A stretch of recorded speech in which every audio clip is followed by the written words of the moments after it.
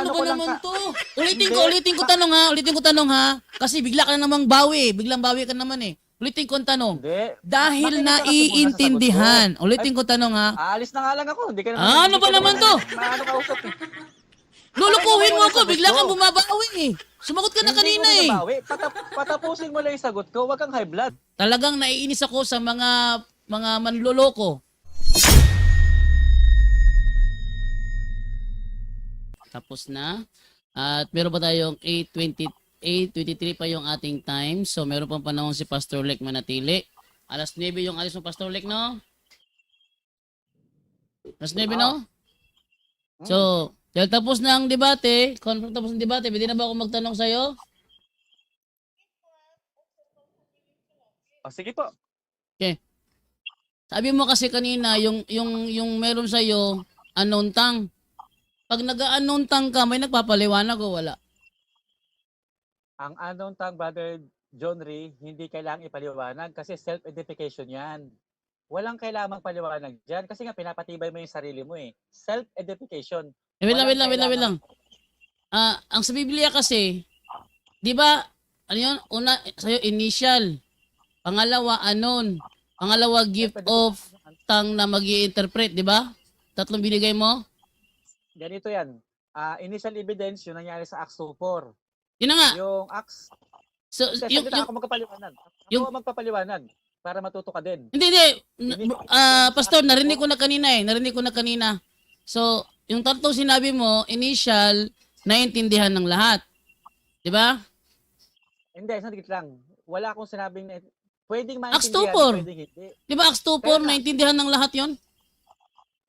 O pwedeng ang naintindihan ng Oh, lahat. yun. Pero wag Okay. natin So, Acts, so, yung initial, naiintindihan ng lahat. Kasi, sabi nila, Linawin ko lang muna to. Wait lang. Linawin ko lang muna. Sa Acts 2:4, wait, hindi, pahintulutan muna ako. Ako talaga dapat magturo nito kasi kabisado ko to. wait. Kaya nga eh, Pastor, wag mo na akong anuhin, sagutin mo yung tanong ko kasi kanina nagpaliwanag kayo sa debate ninyong dalaw ni John Ray, nagpaliwanag ka na kanina. So, hindi ko na kailangan yung explanation, gusto ko lang sagot sa tanong ko. Sabi mo kasi kanina may tatlo, yung isa initial naiintindihan ng lahat. Yung unknown, hindi naiintindihan, kaya merong ikatlo yung tagapagpaliwanag, di ba? Hindi, i-correct ko nga lang. Yung initial evidence, hindi ibig sabihin na... Pastor Lek, may nag-request lang dito, Pastor Lek, kung pwede ba daw humingi ng sample kasi may gift of tongue ka na. So, pwede ba daw humingi ng sample? Paano ba, Pastor Lek? Pasample nga. Ganito yan. Sa nagtatanong ano, so, Oh. sabi ng Biblia ni Haring Solomon, huwag mo sagutin ang mangmang ayon sa kanyang kamangmangan. Kasi pag sinagot mo ang mangmang, baka mahawa ka niya sa kanyang pagiging mangmang at siya magmalaki. So, mangmang na tanong yan. May nangyari niya sa amin. Pero sabi sa kawikaan, sagutin din ang mangmang eh. Sabi sa kawikaan, ang mangmang ay sagutin para matuto. So, kung tingin mo sa amin, mangmang, sagutin mo kami para matuto kami sa sinasabi mo. Okay, sample nga. Sample. Kamangmangan kasi yan. Bakit? Ang O, sample nga. Hindi kasi may Holy Spirit ka na. Sampulan mo kami para maniwala kami nga mayroon ka nga. Hindi, so wala kang Holy Spirit. Kamangmangan yan. Pastor Lek, Sabi sa kawikaan, sagutin ang mangmang para matuto. O kung mangmang kami, sagutin mo kami para matuto kami. Pastor Lek, Sige nga, sample. Pastor Lek, hindi mo na kailangan pang mag-ulit ng mga binanggit mo na kanina. Hindi mo na kailangan ulit pa. Ako yung pwedeng mag-ulit noon kasi napakinggan ko naman. Sabi mo kasi kanina, may tatlo lang paraan. Tatlo. Initial, yung nasa Acts 2:4. Yung sa Acts 2 kasi naiintindihan ng ng mga nandoon na pumunta. 'Di ba sabi nila doon, hindi ba taga Galilea ang mga taong to? Bakit sila nagsasalita ng ating mga wika? So ng mga bagay na may kinalaman sa Diyos. Ibig sabihin, naiintindihan nila. 'Di ba? Tama. O yun ang initial, naiintindihan nila. Ikaw ang sabi dito Tapos yung pangalawa, yung unknown. Yung hindi na maintindihan yon, hindi ba? Hindi ba? Ikaw nang sabi nun. Hindi na maintindihan yon. Tapos yung ikatlo naman, yung gift of interpretation. Siya ang tagapag-interpret, hindi ba? Hmm. Ngayon, tanong ko, ang sabi mo, ang hawak mo kanina, anon. Hindi mo naiintindihan. Ang tanong ko, kapag nag-aanontang ka ba, may tagapagpaliwanag o wala? Kaya nga, hindi nga kailangang ipaliwanag yun kasi ako nga nagsasalita. Naiintindihan ko yung nangyayari sa akin yan is self-edification. Hindi ko na kailangan humanap ng interpreter kasi naiintindihan ko nga na ito ay self-edification. Hindi ako Sige nga, Okay, sample na, sample. Wait lang. Pwede natin siya hingin ng sample, Brother John Doe. Kasi marami kasi humihingi ng sample. Sample muna. Brother Jerry, kasi ayaw niya mabigay ng sample eh. Ayaw niya bigay ng sample. So, Baka budol lang yan sa Brother John Doe. so next na tanong ko sa iyo, Pastor Lek, ano ang i-interpret ng tagapagpaliwanag kung naiintindihan naman ng mga nakikinig ang sinasabi ng nag-speaking of tongues? Ano ang i-interpret? O ano ang i-interpret ng tagapagpaliwanag kung initial ang ginagamit ng nag-speaking with tongues? Okay, mali yung hindi mo naintindihan yung tanong mo, Brother John Doe. Hindi. mo naintindihan. Ang liwanag ng tanong eh. Ikaw ang nagsabi kanina. Pastor Lek, Sabi mo kasi Pastor Lek, hindi ikaw, mo naintindihan. Pastor Lek, naintindihan sinabi mo kanina, kaya ka nga inulit ako nga inulit eh. Una, initial, naintindihan ng mga nakikinig. Pangalawa, anon, yan ang meron sa'yo, anon, hindi naiintindihan. Pangatlo, yung gift to interpret. Ikaw ang nagsabi nung tatlo lang yan. Yung initial, naiintindihan. Yung anon na hindi naiintindihan. At yung gift to interpret. Ang tanong ko, ano ang i-interpret ng interpreter sa initial na speaking with tongues? Ano ang i-interpret niya doon kung naiintindihan naman ang sinasabi niya? Sasagutin kita. Pau ha? Makinig ka lang muna. Sa Gawa 2:4, initial evidence, ito yun. Babasahin ko ha.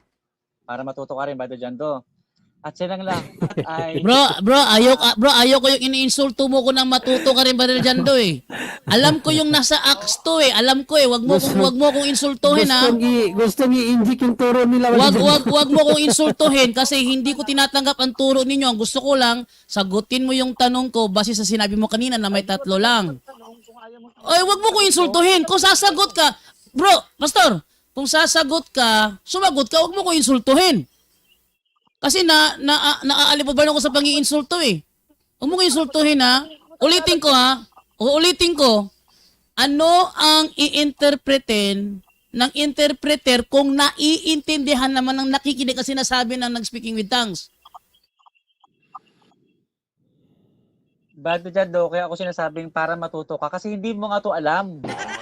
Hindi pang Pastor Lek, baka ako'y mainis sa'yo. Hindi ka na makano. Brother John Doe, para maniwala tayo, Brother John Doe, pasample dyan. Magbigay ka ng sample kung talaga bang meron talaga siyang speaking of tongues. Sample nga. Kasi ayaw niya kasi, kaya hindi ko siya bibigyan sa ayaw Ibig sabihin, niya. Brother John Doe, nagbubudol siya. Nagbubudol. Ito, ulitin ko ha. Halimbawa, sa Acts 2 ha, halimbawa sa Acts 2. Sabi nung mga nung sa Acts 2, hindi ba taga-Galilea ang mga taong ito? Bakit sila nagsasalita ng mga wika natin patungkol sa Diyos? Ang tanong, ang nagsabi ba nun interpreter o hindi?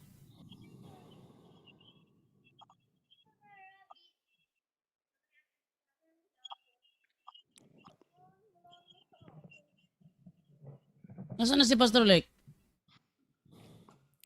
Umini ito yung mic niya. interpret. Nawala nga yung mic niya, bro. Nawala. Wala silang biglang humihina. Mukhang may tagapagpahinga ng kanyang signal pag ako na natanong. Biglang umihina pag ikaw nagtatanong, bro. Pastor Lek, ulitin ko ha. Yung nagsabi ba sa Acts 2, yung nagsabi sa Acts 2 na, sabi ko sa'yo, huwag ka magtago sa sulok eh. Doon ka malapit sa wifi. Okay? Yung nagsabi doon sa Acts 2 na hindi ba... Nako, ano ba naman to? Patayin mo yung video mo, Pastor Lek. Para baka mag-okay ang signal. Kasi pag nilipat kita sa sa Messenger, mahina yung boses namin para sa iyo. Ano lang tayo?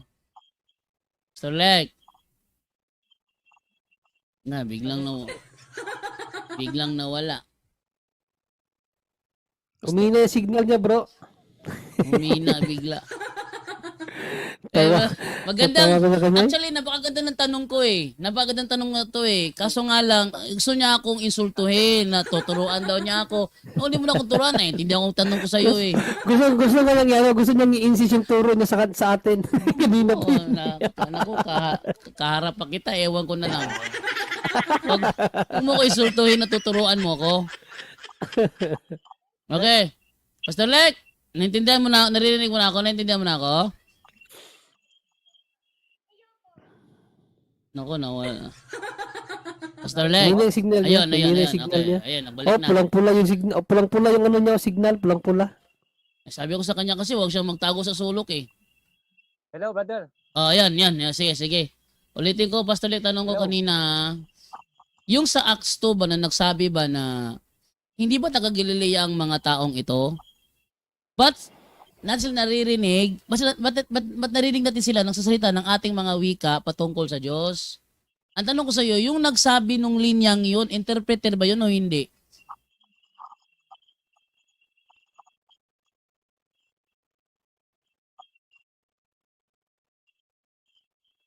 Oy, Pastor Lek.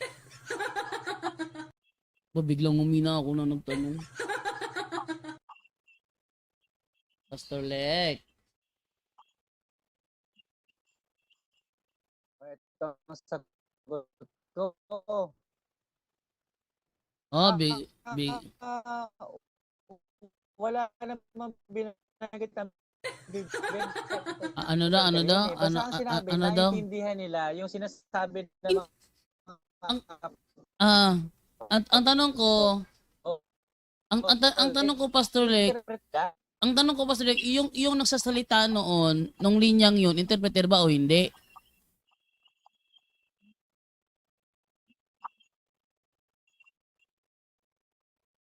Nako, Pastor Lek? Sayang naman kung saan ako biglang nung nakaraan nabulaga na talaga, nawala na talaga. So, i-try ko kaya sa Messenger. Kasi Messenger na to paraan na to eh. Okay, totoo lang sa Messenger na lang tayo. Makasakali na maging okay ang signal. Ayun, biglang sa Messenger nga, sabi ko na nga, Messenger na tawag eh. Hello, Pastor Lek. Naririnig mo na ako. Mahina yung boses ko sa'yo kasi nilipat to sa sa Messenger eh. So, kasi yung signal eh. okay. So, ang tanong ko sa iyo, ito. Yung sa Acts 2 ba na nagsabi ba na hindi ba taga Galilea ang mga taong ito? Ba't nila nasasalita ang ating mga wika? Ang nagsalita ba noon interpreter o hindi? Ito ang sagot ko dyan, Brother Jando. Naintindihan nila yung mga winiwika ng mga alagad ng Panginoong Jesucristo na napuspos ng Espiritu Santo. So, kung naiintindihan nila yan, walang problema doon kung naiintindihan nila. Pero, one thing for sure, hindi sila kasama sa katawan wait ng lang. Kristo. Hindi sila, they were not belong to the body. Wait lang,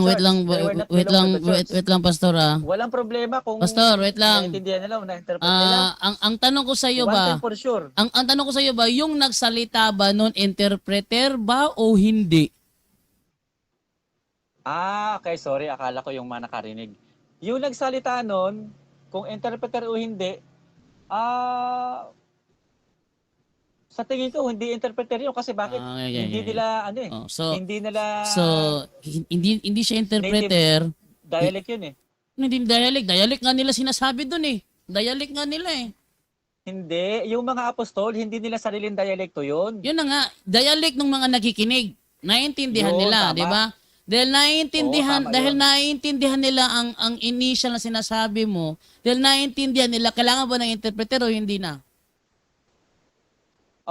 yung specific na pangyayari na yan, nung general outpouring of the Holy Ghost, hindi not necessarily needs the interpreter, pero pinahintulutan ng Diyos na yun ang mga lingwaheng lumabas sa kanilang bibig. Hindi. Pinahintulutan ng Diyos kasi ayon sa gusto ng Diyos, Pastor, sabi sa gawa 2:4, Pastor, ayon sa pinagkaloob ng Espiritu logical Santo yung tanong ko, na kanilang Pastor, ha? sasalitahin. Pastor, yung tanong ko kasi logical. Very logical tanong ko at very simple din naman ito fallacy. Dahil naiintindihan nila ang sinasabi ng mga apostol gamit ang ibang wika, dahil naiintindihan nila, kailangan pa ba ng interpreter o hindi na?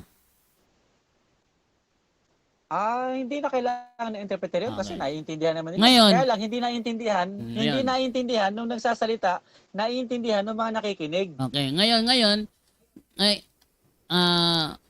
ay hindi, mali ka. Yung nagsalita nung naiintindihan niya, kaya nga sinabi, wika natin. Di narinig niyo yung wika niya. Kung sabi din niya Ang narinig niya. nagsasalita nun, Brother Jando, yung mga hindi kabahagi ng katawan ni Kristo. Na hindi ka, Yun yung mga nanonood sa kanila. Yun nga yung naiintindihan nagbilang niya. sa kanila na sila. Ngayon, nakikinig siya, narinig ba niya ang wika niya na binanggit o hindi niya narinig? Basahin mo nga yung versikulo, Brother Jando. Mahirap Narinig, maglaro sa- narinig ba niya sa ang isip lang wika niya o hindi?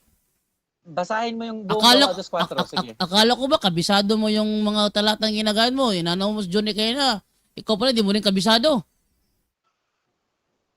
Basahin natin ha. Basahin mo Gawa nga yung 2. Gawa 2:4. Ating basahin to ha. Kung anong sinasabi dito ha. 2:5 ako magsimula. May mga debotong Hudyo noon.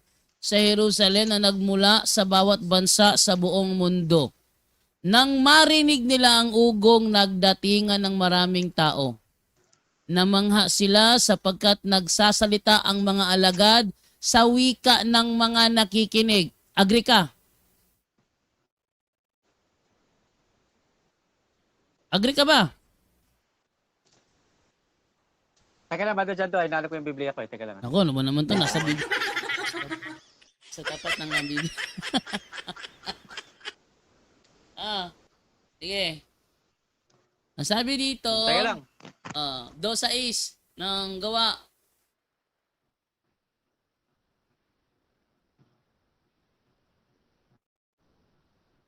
Anong tanong mo nito, Brother Jando? Okay, 2:6 ng Gawa, ang sabi dito, nang marinig nila ang ugong, nagdatingan ng maraming tao. Namangha sila sapagkat nagsasalita ang mga alagad sa wika ng mga nakikinig. Agree ka? Yes. Okay, nakikinig. Ngayon, tuloy natin ang talata. Okay? Sabi dito, sa pagkamanga at pagtataka ay kanilang nasabi, hindi ba taga Galilea silang lahat? Bakit sila nakapagsasalita sa ating wika? Itong nagsalita rito, nakikinig ba siya o hindi?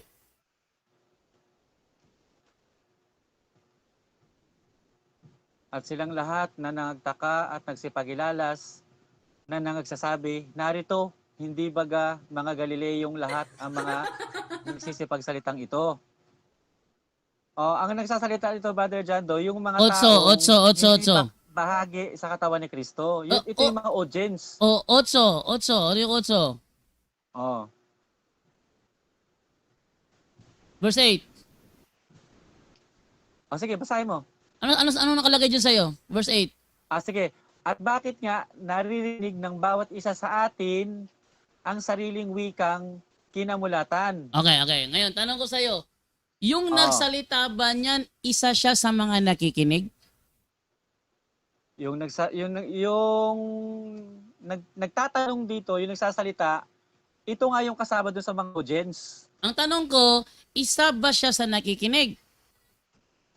Yes, isa sa nakasumasaksi. So nakakarinig. tanggap mo ba na ayon sa talata, sa sentido ng talata, naintindihan nila ang mga sinabi ng mga alagad?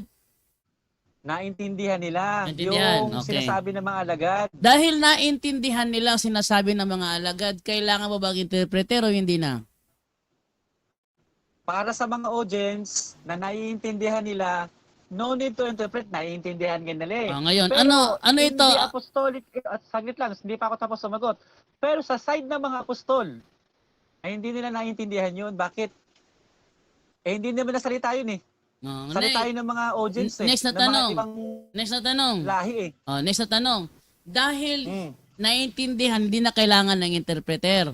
Ang tanong ko sa iyo, para saan ang interpreter? Okay. Sasagutin kita ah.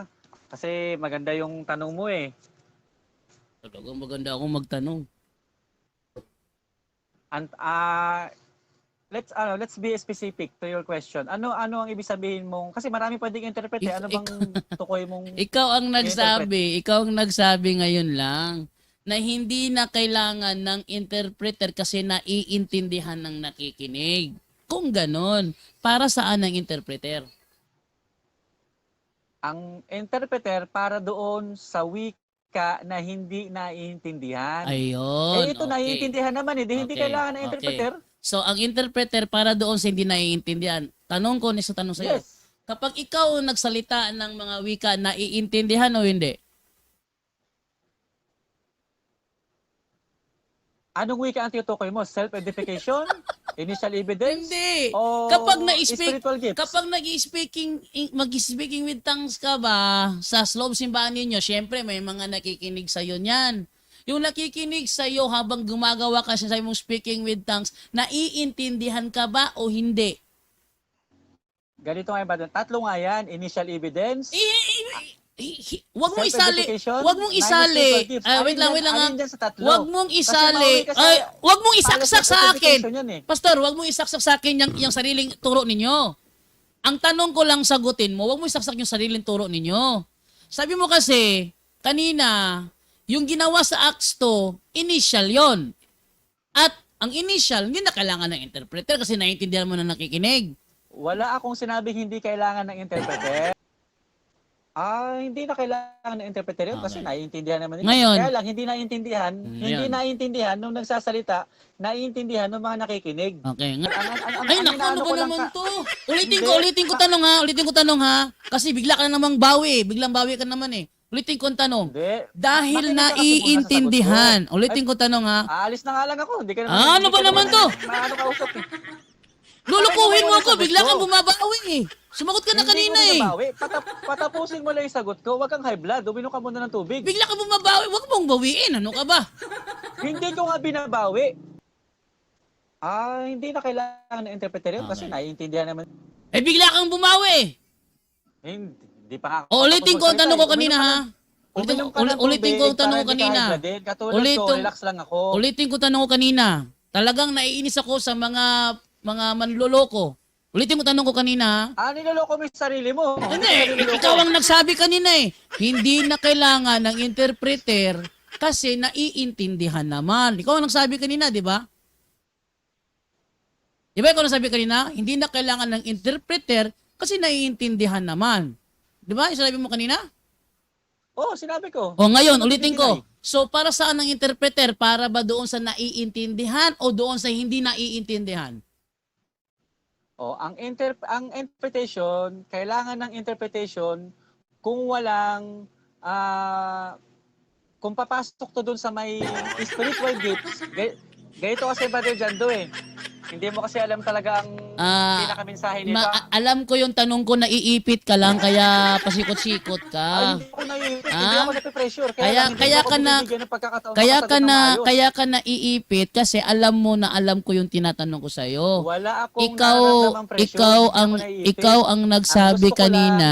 Tulutan mo akong Pastor, sumagot ng malaya. ikaw ang nagsabi kasi Wala akong kanina. nararamdamang pressure. Pastor, ikaw ang nagsabi kanina na hindi na kailangan lang ng interpreter kasi naiintindihan naman. Sabi ko sa iyo, follow up ko tanong sa iyo, para saan ang interpreter? Ang sagot mo naman para doon sa mga hindi naiintindihan. Ikaw ang nagsabi noon. So dahil ang interpreter para doon sa mga hindi naiintindihan, ang tanong ko sa iyo, pag ikaw ba nagsagawa niya, naiintindihan ka ba ng nakikinig o hindi? Depende nga yan, Brother Jando. Ito nga sagot ko eh. Ay, ba't ako patayin ko na lang tong cellphone pag sumasagot ako? Rumiriya ka kaagad eh. Wag na tayo mag-usap. Kung ganyan ka lang pala. Sumasagot ako, magre-react ka agad. Ikaw ang Ano gusto nagsabi. mo? Ikaw ang Huwag ako nagsabi. sumagot. Tinatanong mo ako, sumasagot ako. Ikaw ang Nagre-reklamo nagsabi na sagot ko. kanina. Ulitin ko ha. Ikaw ang nagsabi kanina. Ang interpreter para doon sa mga hindi naiintindihan. Ikaw ang nagsabi nun. So ang follow-up ko ngayon, ang ginagawa mo ba yung initial na naiintindihan o yung unknown na hindi naiintindihan? Alin doon ang ginagawa mo sa dalawa? Yung initial na naiintindihan o yung unknown na hindi naiintindihan? Lumalabas na hindi mo talaga naiintindihan. Yung initial, tapos na nga yun. Nangyari na nga sa akin yun. Yung initial evidence, tapos na nga yun eh. Hindi mo talaga naiintindihan talaga yung Ikaw ang- sa pagsasabi ng ibang wika eh. Ikaw ang nagsabi Initial na nga, tapos na nga kanina. eh. Pasi mo lang ang tanda yun eh. Ikaw ang Tapos na nagsabi ako doon. kanina. Ikaw ang nagsabi Nandito na tayo kanina. ngayon sa self-identification. Wait lang. Ikaw Si nag Anon Tang. ikaw ang sabi kanina na unknown yung ginagamit mo, unknown, hindi ba? Oh, yung unknown tang ba naiintindihan ng nakikinig o hindi? Hindi naiintindihan nakikinig. Mm. Hindi rin naiintindihan Okay, nung okay. nagsasalita. Ngayon, dahil hindi naiintindihan na nakikinig, ang tanong ko sa'yo kanina, para saan ang interpreter? Ang sabi mo, ang interpreter para doon sa mga hindi naiintindihan. Tama o mali? Tama. Tama. Dahil hindi ka naman pala naiintindihan ng mga nakikinig kasi ano nang ginagamit mo. Kailangan ba nila ng interpreter para maintindihan ka o hindi?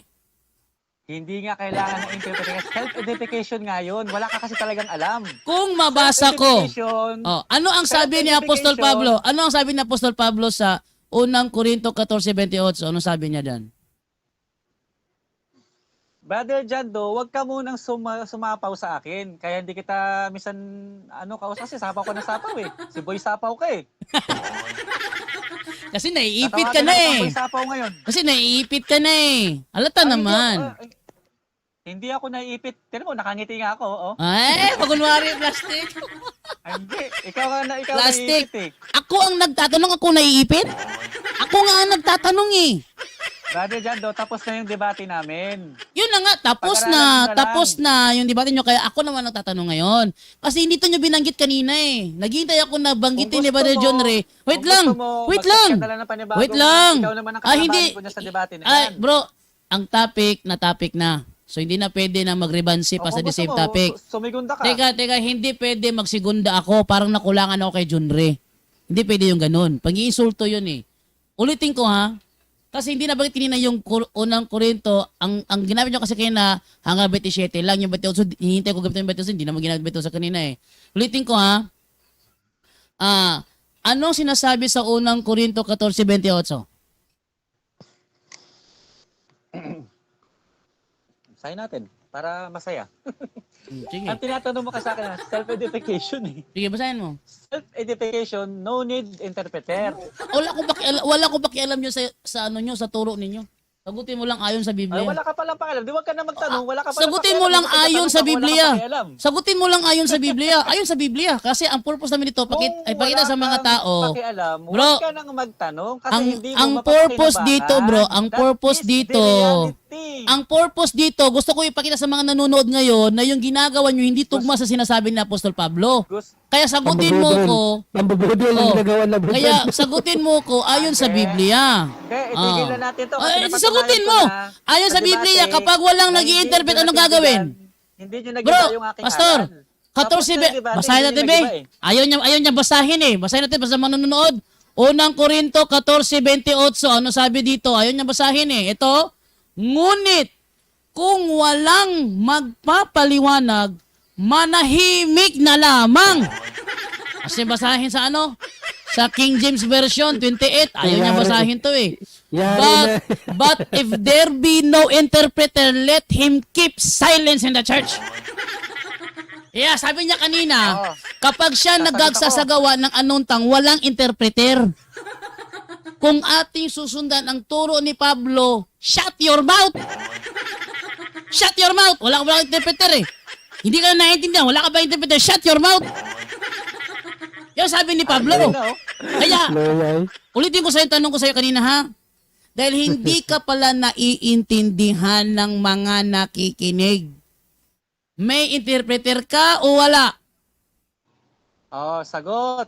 Hindi ka talaga nakakaunawa sa sagot ko. Sagutin mo, meron o wala? Pambubudol yan eh, pambubudol eh. Basta may ipit, iiwas na. Pasagutin mo ako. Nagtatanong ka, ayaw mo ako Ayon ba pasagutin dito? Ayon ba dito? Pag hindi naintindihan. Pasagutin mo muna ako, brother. Oh, John. sige, sagutin mo. Sagutin mo. Sagutin, ulitin ko tanong ko ha.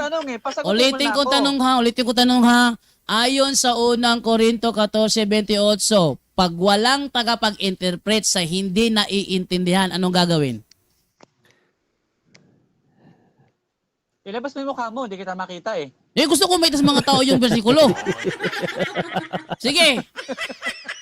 Gusto ko yung sagot mo, tutugma ba sa turo ni Pablo? Sige. Kasi ang purpose ko dito, ipakita ko na yung ginagawa ninyo peke kasi hindi tugma sa turo ni Pablo. Ulitin ko ha. Ito ang purpose namin eh. Huwag mo isulto yan sa turo nyo yan. Ito, ayon sa unang Korinto 14:28 na sinabi ni Apostol Pablo, kapag yung nagsasagawa niyan hindi naiintindihan, kailangan ng interpret, diba? 27. Oh, if any man speak an unknown tongue. Yung sa'yo, unknown tongue sa'yo eh, diba? Ikaw nagsabi kayo na unknown tongue yung sa'yo. If any man speak in an unknown tongue, let it be by 2 or at the most by 3. And that by course, and let one interpret. Tama, mali? Tama. Tama. Ang kailangan ang kailangan ng interpreter, yung gumagamit ng unknown tongue o yung gumagamit ng initial tongue? Sagot ko ha. Huwag kang sasapaw, pakiusap lang. Para hindi ka maging boy sapaw. O ilang minuto ibibigay mo sa akin? Hindi, sagutin mo ng diretso. Minuto ka pa dyan eh. Wag. Ayon sa talatang 14:27. Ilang minuto Ayon ang ibibigay mo sa akin para walang sumagot? minuto, Ayoko nung sagutin masapaw mo. 20 seconds. Patayin na natin to. 20 seconds, Sapaw ka 20 na seconds, sapaw. 20 seconds. 20 seconds. Wala kang kwentang kausap, patayin na natin to. 20 seconds. Hindi na makasagot ang pastor. Hindi na makasagot ang Naipit pastor. na. Lalayas na. Bigyan mo ako ng 3 minutes. 3 minutes, haba naman 3 minutes. 20 seconds lang to, 20 seconds lang to eh. Kaya sagutin 20 seconds to eh. Ayon sa unang Brother Korinto Jando. 14:27, kapag ang isang tao gumagawa ng unknown tongue, Hindi na. kailangan ba ng interpreter o hindi? Ipit na si pastor. Ah, Gusto ipit na lumayas. ipit. Lalayas na, naipit, lalayas na. O ulitin ko, hindi ka pala naiipit eh. Gusto ng Ikaw ang gusto ng nagsabi, lumayas, hindi ka na eh. naiipit. Ayon sa unang hindi ako Korinto naiipit sa 14:27. Kapag Maiipit ako sa inyo. pastor, sa unang Korinto 14:27, kapag may gumamit ng anong tao, kailangan ba ng interpreter o hindi? Huwag kang sasapaw. Kaya mo bang ipangako sa harapan ng mga taga-subaybay na hindi ka sasapaw? Hindi ako sasapaw kung sasagutin mo yan diretso ng oo o hindi. Huwag kang makialam sa sagot ko. Huwag kang sasapaw. Ibig sabihin, gusto mo lang magdaldal. Magdaldal Ang gusto ka mo lang lang, magdaldal, ayaw mo mambudol. Mambudol ka lang. Ang gusto mo magdaldal, ayaw sumagot. Wala kayong kwentang kausap. Ay. Tulong pa kayo. Wala na.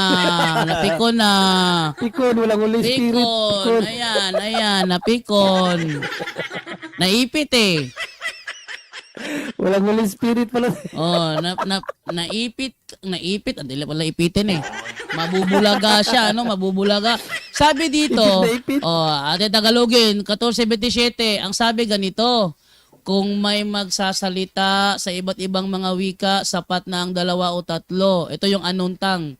Salit-salitan sila at kailangan may magpapaliwanag ng kanilang sinasabi. Kaya kailangan may magpapaliwanag, kailangan ng interpreter kasi unknown.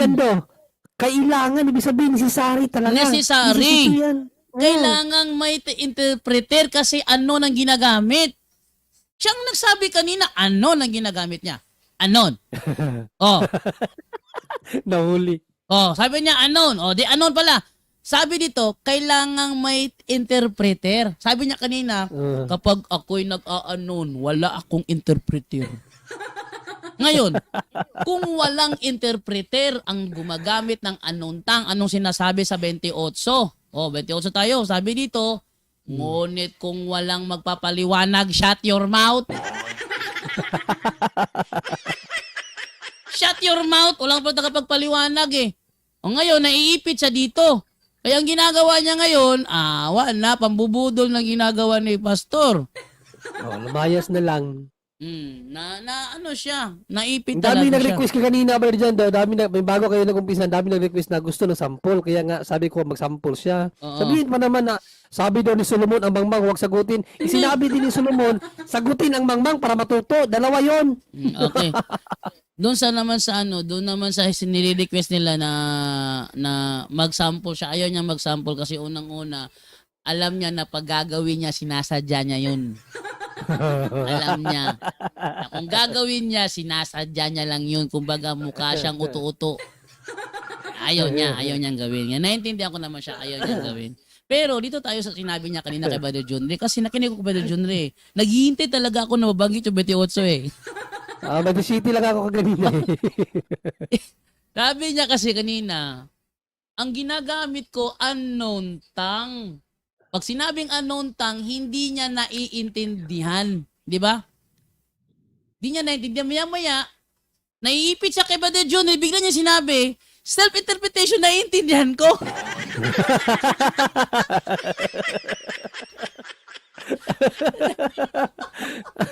Doon ako tawang-tawa. Minute ko lang yung microphone ko para hindi ako marinig. Ito, i-review mo, Brother John Ray. Ano to? Gawa mo ng komentaryo to sa episode mo. Okay. I-review Sige, mo. sige. Ang sabi niya kasi, gamit niya unknown tongue, hindi niya naiintindihan. Maya-maya. Hindi niya. Kaya nga, binigyan ko siya ng rhetorical question eh. Ano ang tawag sa taong nagsasalita na hindi na unawaan? Sabi niya, ano yan? Ano yung sinabi niya? So, sabi niya, iba yan yung sinasabi mo, nabaliw. Parang inamin na niya ng baliw siya eh. Naano ko yung kanina kasi, kayo na po ko tawa ng tawa rito. Ano eh. Actually, lugi siya. Lugi siya kay Brother John Ray. Talagang lugi siya eh. Yung pinaka-armas niya yung Acts 2:4, pinaka-armas niya, Wala, 120 lang yun. pinaliwanag ni Brother John Ray referring to the 120 person na nandoon. Referring to the 120 person. So, not the whole church. Di ba? Not the whole church yun. So, yung pinaka-armas niya, minartilyo ni Brother John Ray. Kaya ako tawang-tawa eh, kasi minartilyo ni Brother John Ray yung, martilyo lang, hindi pa maso ginamit ha. Minartilyo lang ni Brother John Ray, nalubog na. Tapos akala niya, nakatama siya dahil may salitang lahat. Nakatama siya. Pero kung isintido mo yun, tama si Brother John Ray, 120 lang yun. So, 120 lang yun. Oh. Tapos, natawa ako doon si sinabi niya, ang ginagamit niya, yung unknown kasi takot siyang tanungin doon sa sinasabi ng initial. Yung term initial sa kanya lang yun eh. Wala sa Bible yung initial. Wala sa Bible yung initial. Wala, yung mga sinasabi niya, siya lang yun.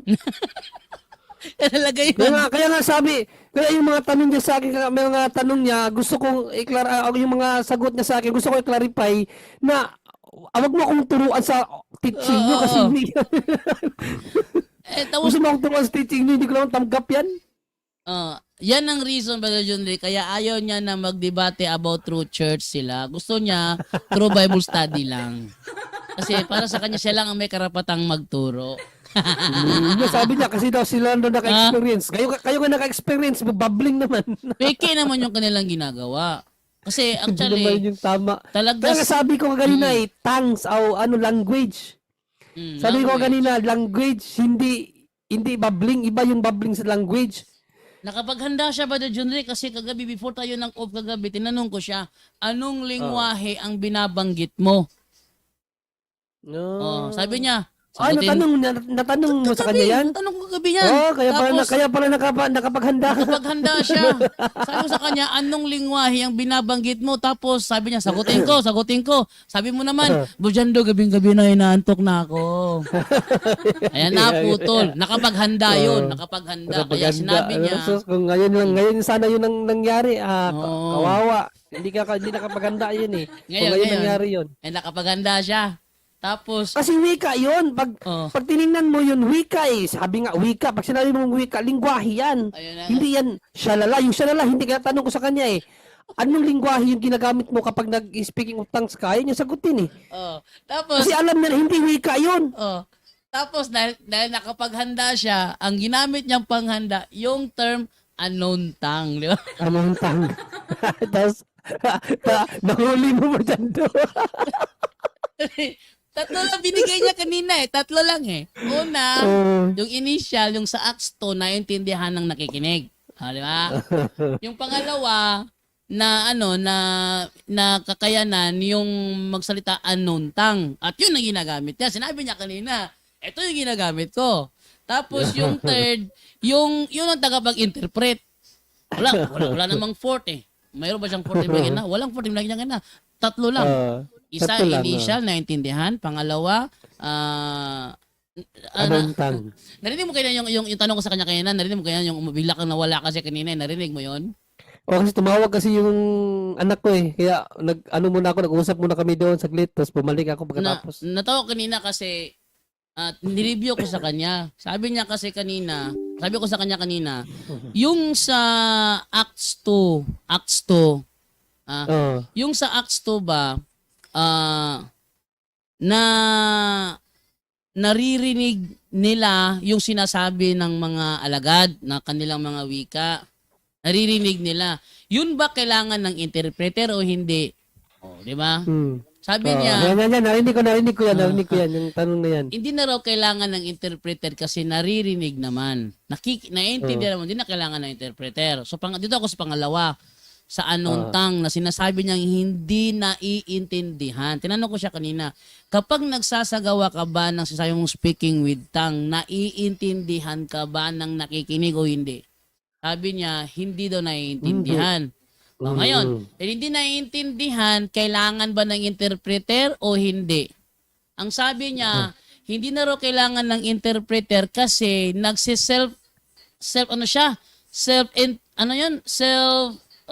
interpret siya, naiintindihan niya. Siya na sarili niya. Siya lang mismo. Actually, nakontrahan balitan to kasi Nagkontrahan hindi talaga. naiintindihan. Hindi naiintindihan pero naiintindihan sa sarili niya. Sabi niya kanina. Kontrahan. I-review mo yan, matatawa ka talaga, kontrahan. Sabi niya kanina, hindi niya naiintindihan, pati na nakikinig, hindi niya naiintindihan yun. Tapos maya-maya, sabi niya, nagsiself-interpret na lang daw siya. So naiintindihan daw niya. Klaro. Sige. Nagsiself-interpret na lang siya kasi ano ba naman yun? Nakakalito naman yung sinabi niya na yun. Kasi ipagpalagay natin, nagsiself-interpret siya, naiintindihan yung sinasabi niya. Ang tanong, yung nakikinig ba, naiintindihan ka o hindi? Sabi naman niya, hindi. Ngayon, hindi ka nila naiintindihan, kailangan ng interpreter o hindi? Sabi, hindi niya kailangan ng interpreter. Nagkatrahan na naman. Kahit ano na lang yung sinasagot pa doon, hindi niya narinig sarili niya eh. Tinanong ko na siya ngayon. Sabi mo, hindi na kailangan ng interpreter. Ayon sinabi ni Pablo sa unang Korinto 14:28. Pag walang interpreter, anong kailangan gawin? Sabi niya, basahin ko muna. Nagbasa. Maya-maya, sabi naman, maya-maya, ayaw na niyang tanongin doon.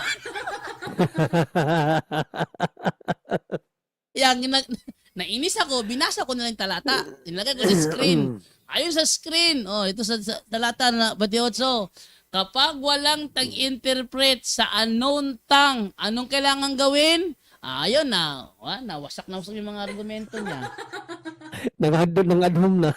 Nangadhom na siya. Tapos sabi ko sa kanya, naiipit ka kasi. Sabi naman niya, hindi ako naiipit, ikaw ang naiipit. Ako nagtatanong, ako ba naiipit? Baliktad. Hindi na nagkakatawang talakayan to. Tsaka ang ano niya, apakayabang. Oo. Gusto ko yung gawan mo to na episode mo. Comedy to, comedy. Kaya nga, ako sa mga sagot niya, tas pinipilit niya na tama siya, pero sa Bible, kontra talaga siya eh. Natawa ko doon. Kontra sa Bible eh, gusto pa rin niyang akong naawa sa kanila. Sabi ni Luwigan, bakit talaga yung Lake ang pangalan niya? Siya lang nakakaintindi, parang baliw lang.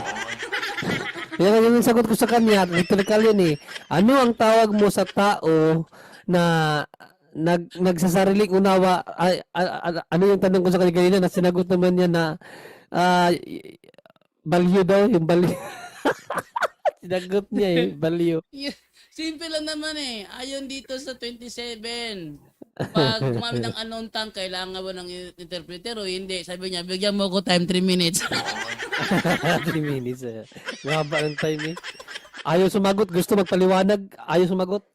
Gusto lang niya magpahayag. Tuturuan ako. Insultuin ba naman turuan niya ako?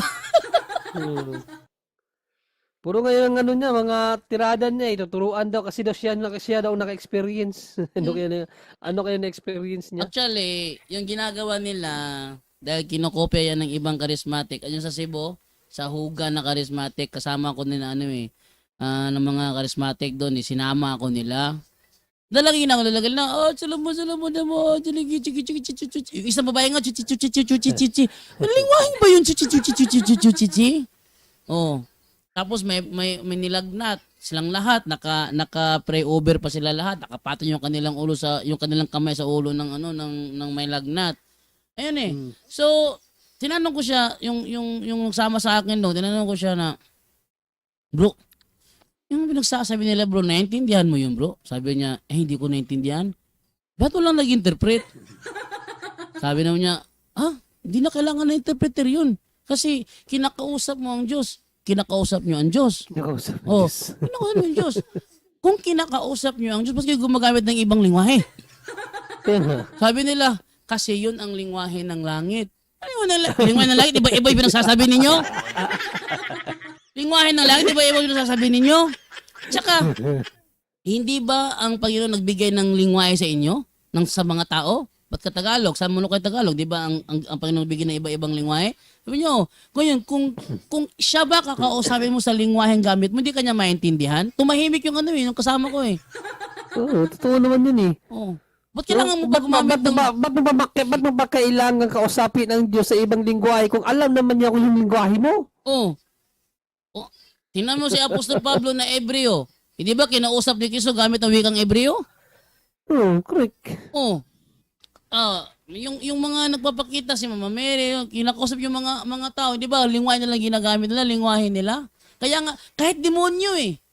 Kaya nga sa mga exorcist, alam nila ang pinaka the best na linguist, demonyo. Sa mga naririnig ng mga exorcist, ang pinaka mataas na linguist, demonyo talaga. Lahat ng lingwahe alam nun.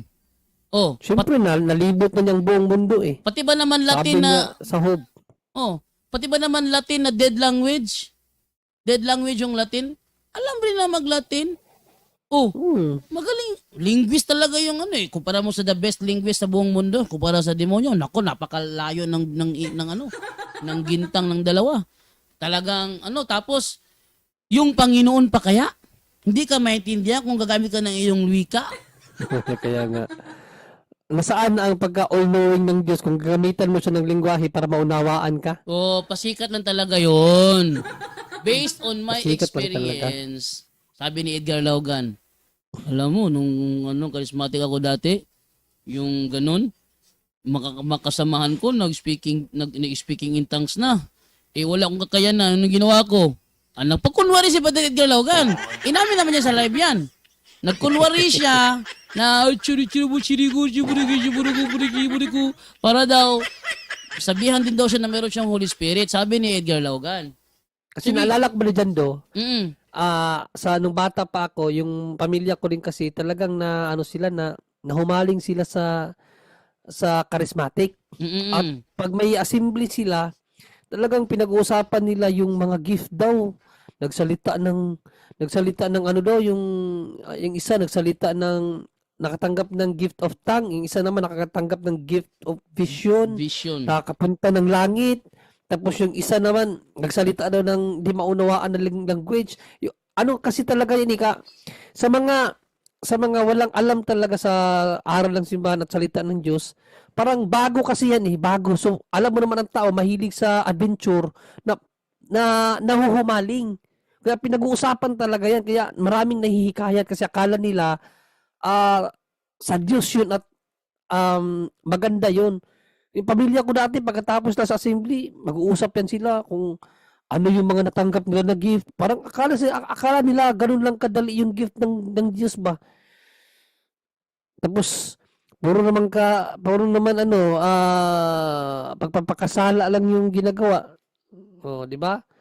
So yan yun, mga kapatid, na sa demonyo talaga yan. Yung ganyang mga uri ng aral.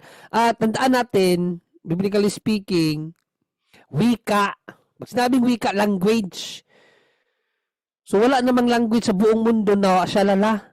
Anong country ang nagsasalita ng shalala, Brother Jando? Wala. Ang alam ko lang, shalala. Shalalala. Ang problema naman dyan, bro. Still shines.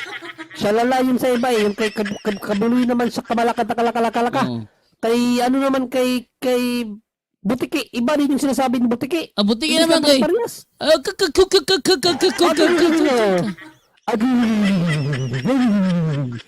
Ganun kay Butiki. Iba kaya kibuloy. Iba naman yun sa iba. Kibuli naman, wanda-wanda.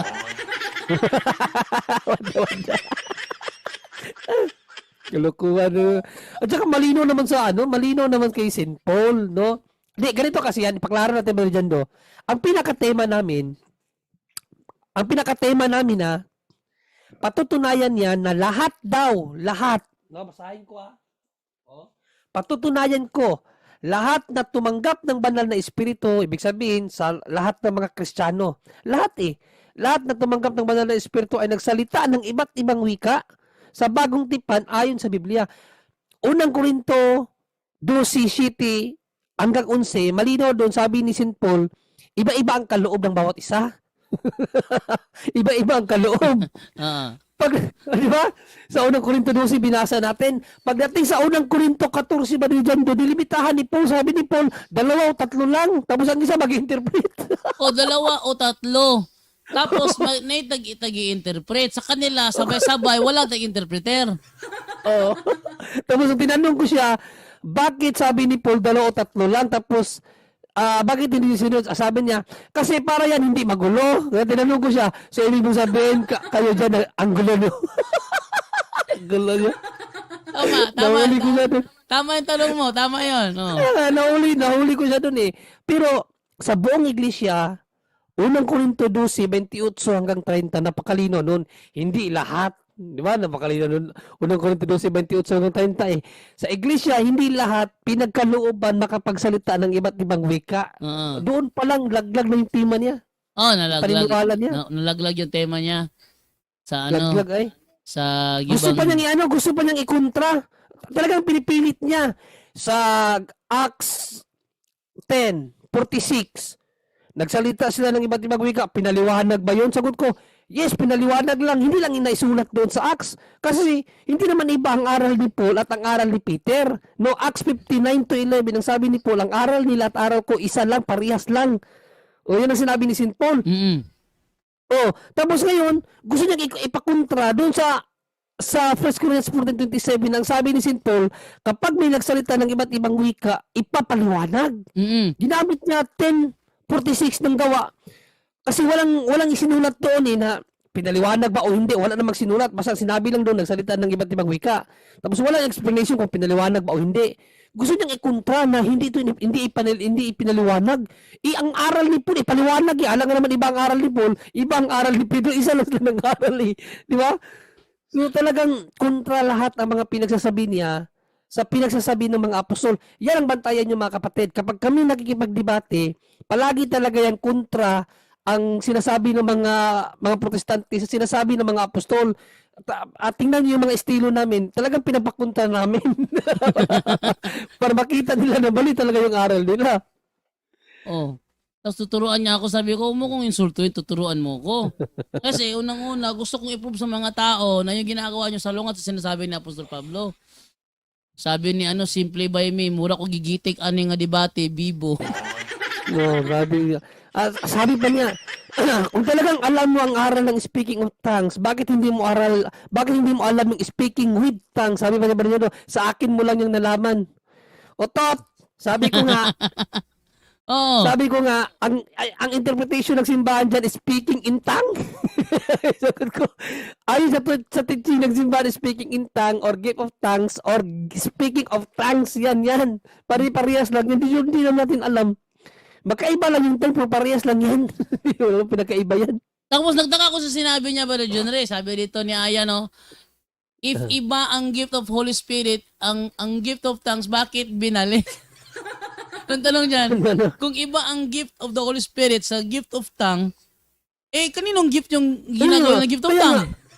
Sabi nga ni St. Paul, isang espiritu lang ang nagbibigay niyan. Basahin ko sa inyo Oh. sabi lang niya yun, pero ang sabi ni St. Paul sa 12:7, isang espiritu lang ang nagbigay.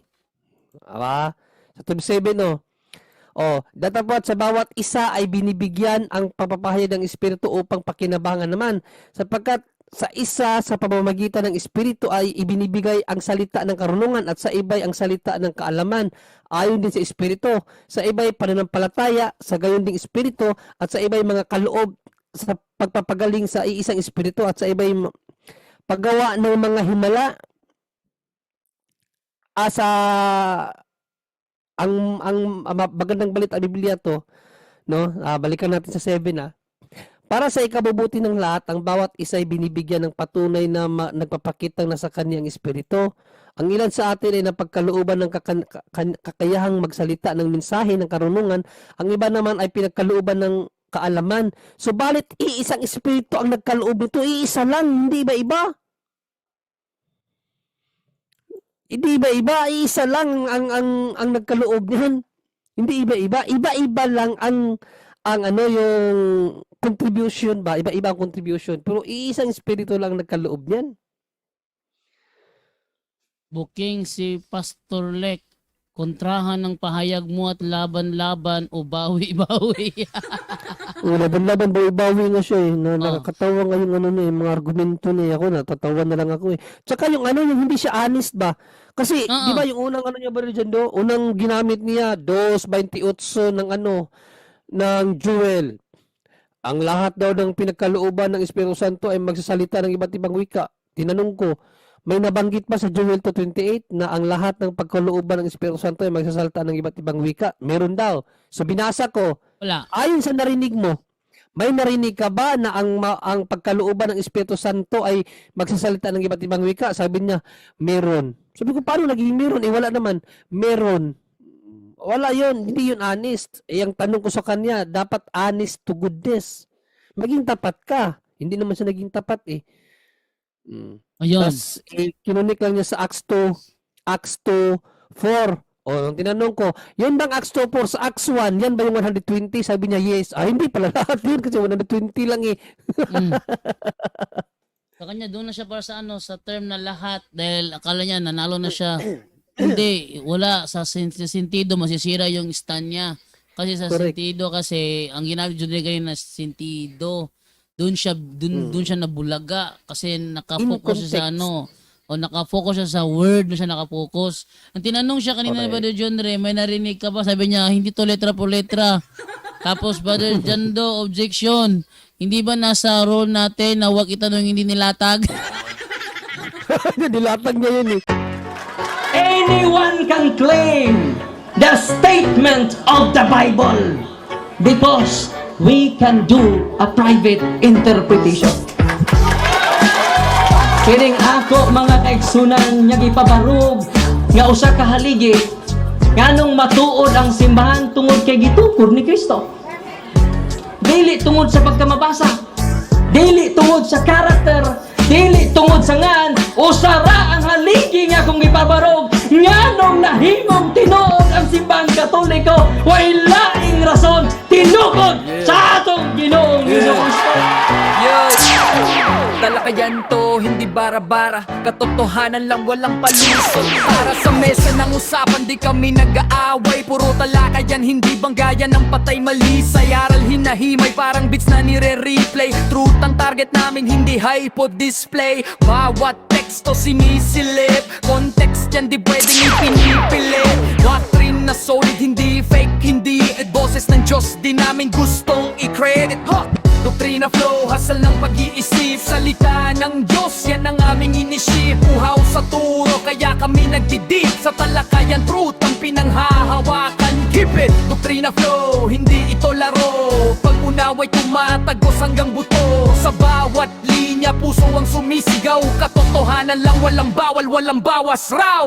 May tanong, sige lapag mo, let's go. Di kami takot sa debate na may respeto. Espiritu ang guide, parang beat na smooth ang tempo. Pag may liwanag, lahat ng shadow nagme-melo. Hindi kami nagmamarunong nag-aaral lang. Pag may gap sa mind, Diyos ang pumuno niyan. Ang Iglesia ng Diyos mula Espanya, papuntang Pilipinas. Dapat malinaw yan. Hindi kompetisyon, hindi kami nagra-rhyme para lang manalo. Puso ang puhunan, hindi bara-bara ang palo. Truth ang goal, yan ang tunay na trono.